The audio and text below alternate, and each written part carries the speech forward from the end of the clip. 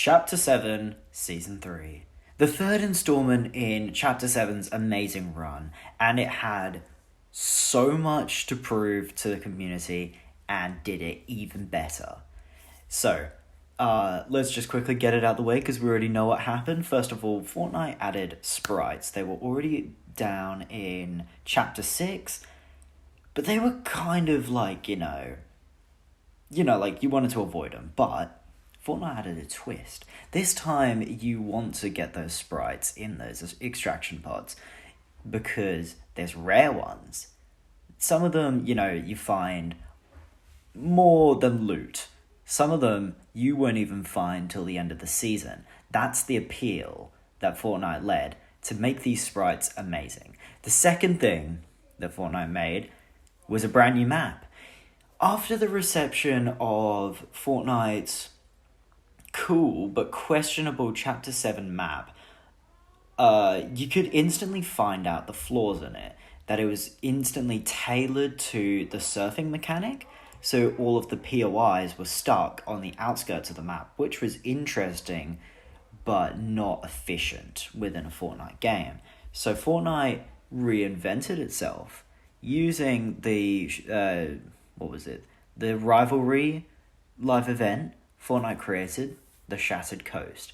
This allowed Fortnite to rearrange and shift most of the unwanted POIs and the wanted POIs into better and more desirable locations, which overall benefited the game completely.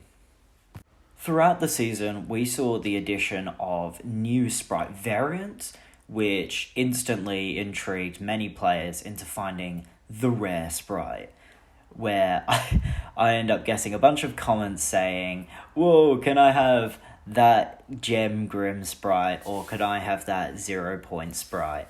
And it's really interesting how there's no technique to guessing these sprites. You've just got to play the game. And that works way better than I reckon Fortnite even intended it to, which is pretty crazy. Another addition to this amazing season was its collabs. Its Masters of the Universe collab, Spider-Man collab, John Wick collab, and the rest. I don't think I'm going to put them on screen, but you know what the game added.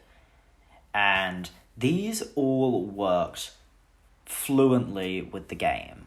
There was nothing that stood out like an Overwatch or South Park update, and there's nothing that impacted the game too greatly, because the main focus was to get your sprites. So collabs also came through the appeal of sprites. Vinny Jr. sprite, Iron Mouse sprite, Burnt Peanut sprite, John Wick sprite, Batman sprite, no Spider-Man sprite. I'm only saying that because I wish I got one. And all the other ones. Los something, I don't know. I think there was like a Los Polos one. Looked like a duck. I'm also not going to put it on screen. This is sort of like a one-take wonder.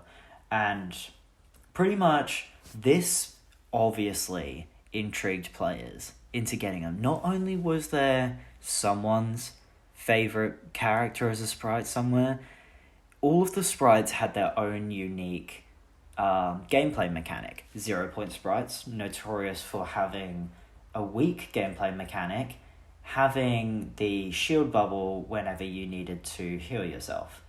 So it makes sense. That was the first mythic rare sprite.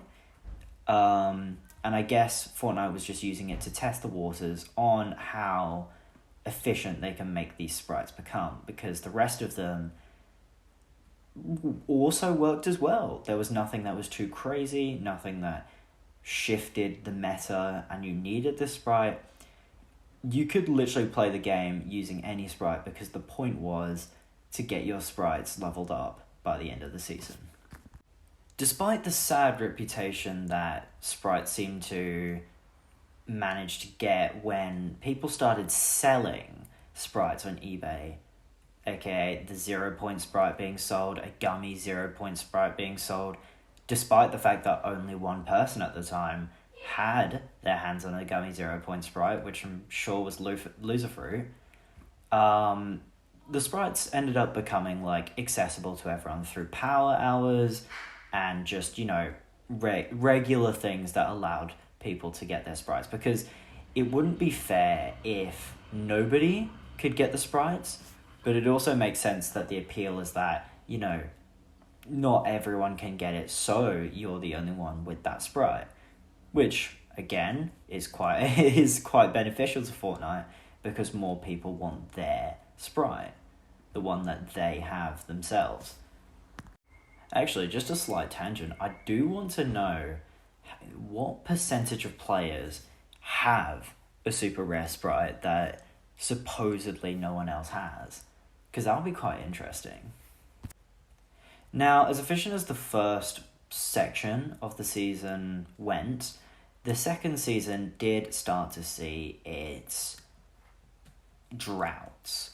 We noticed there was far less content in gunplay and actual map changes, which, to be fair, we didn't need a map change because the entire season was a map change. But we then noticed, as players, there was only one gun added, which I didn't really like, but apparently a lot of people like it. But it was that Spire rifle. That's not enough. I sort of felt. I mean, even though the loot pool was good, I felt the AR meta just wasn't there. We had the cube rifle, which was nerfed to oblivion. We had the Spire rifle. We had... I don't know. I don't really like the bursts a lot. The mythic burst I just ended up avoiding because I just thought it wasn't even worth it fighting the boss for it. So it left you with one, the Nemesis AR, which wasn't even good in comparison to the pistols that Fortnite had added this season. The Lancehead pistol or the Baba Yaga, the one that John Wick's dog gave you, those proved so much better as a reliable weapon in Fortnite. And I think it's interesting that Fortnite took it that way, because pistols are usually not as efficient within Fortnite. Why am I going on about this? Well, I only think it's just because of the way that you run, get it, the season title, and gun for sprites. I think with a good AR meta, Fortnite would have had a major problem with too many people stealing sprites, and I think it's good that people actually have to work to steal a sprite off somebody else. Now, for the items, because I need to make this clear, and I need to make this very clear, the items, specifically one, was the entire reason I wanted to make Fortnite Battle Royale content. And I'll just put it up on screen because also the video flopped. But I really wanted to make a challenge, and I needed to do it when I found out about these mythics. Through this, I learnt that challenge videos aren't that fun to watch in Fortnite anymore, but they're definitely fun to make. And winning a game by only sliding using the 7 sliders proves that I think those were seriously the best movement Fortnite has ever added in years. I made a first video on it, just saying I love it. This was exactly when the season started, and I was like, wow. The second video literally had me always landing at Sinister Strip and guessing the mythic boots. I needed to win with the mythic boots. It was so fun doing that challenge, and I loved it. I seriously loved it. Now the second, well, look, there's more movement. The second movement, blah, blah, blah, shockwaves. It's kind of annoying that they're the first one you get in your offhand. I kind of wish it was the med mist, and then you have to go and get your shockwaves. But maybe people would spawn camp the vending machines or something, but blah, blah, blah. Spider-Man, Brand New Day.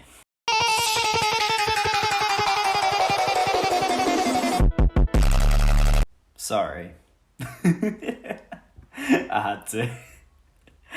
But either way, Spider-Man Brand New Day did it right in Fortnite. First of all, they added the most brilliant Spider-Man skin known to mankind. I mean, I'll always rock the Chapter 3 Spider-Man skin because I don't have the money for Tom Holland's Spider-Man, but it is a pretty good skin, and it brought back the first or second original best movement in years, being the Spider-Man mythics, and that also got me back to Fortnite. I didn't really care about the sprite hunting at the time, and then Fortnite brought in Brand New Day, and all of a sudden I was back, not to really play the game, just to swing around with the Spider-Man mythics once again.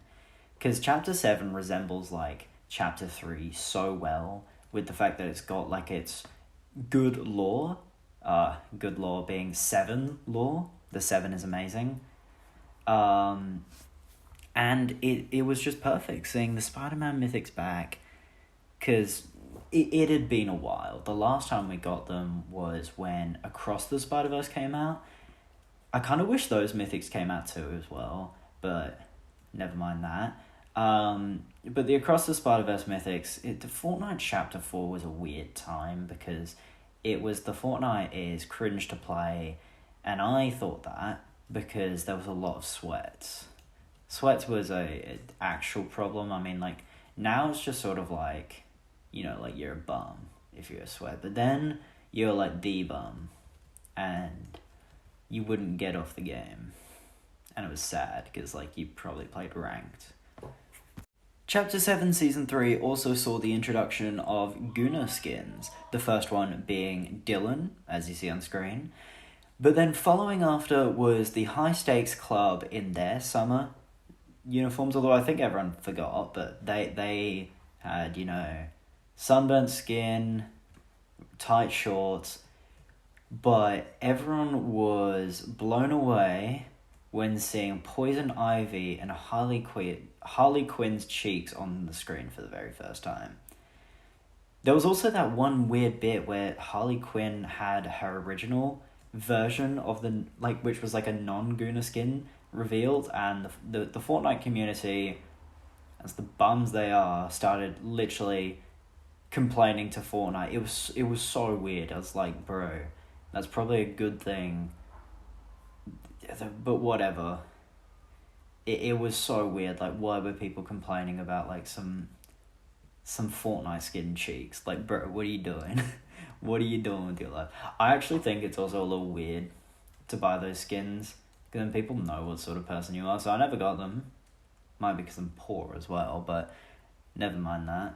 So to round this off and conclude the video, let's just quick fire everything. So we had questionable AR meta, sort of shit shotgun meta, weirdly insane pistol meta.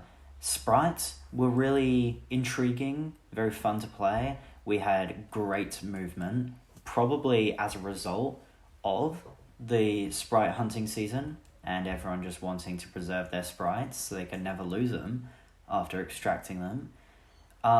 We had good collabs, like digestible collabs. It's not like one that's like, you know, like a bit...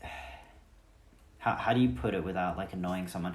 Like, is it one that's sort of, like, allocated to, like, a weird audience? Amazing Digital Circus. I don't like you guys. I don't think I ever will. Or something with, like, a selective audience like Overwatch. I feel like the Overweight collab in Chapter 7 Season 2, so a bit unrelated, but I felt like it was a bit more allocated towards people who actually liked Overwatch, which is a good way to rope in players, but I was just a bit like, this is a bit sickening to look at. So, what I mean by digestible collabs is it's not ones that throw it in your face. Thankfully, sprites were the main priority of the season, and collabs sort of came through sprites. So furthermore, the season really just proved itself to be the best way for Fortnite to include collabs, by not really having it shoved in your face, but packaging it in a way that you want to collect it. So I thought that was quite nice.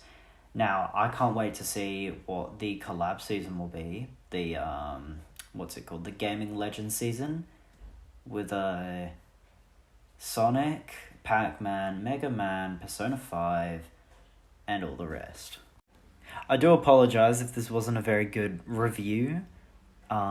If you want a good review, go watch the amazing actual Fortnite creators, the small ones, not the actual ones, the small creators like Big Crade, Ludo, and Leo, Truly Mystic, and Toon Spider, just to name a few, because I sort of really appreciate what they do. I sort of want to be in like the same sort of sphere as what they do, with my own twist, of course. And yeah, love watching you guys. Thanks for watching this video. Like if you appreciated, and I'll see you in the next one. I'll post really soon. When that trailer comes out, I'll post it immediately.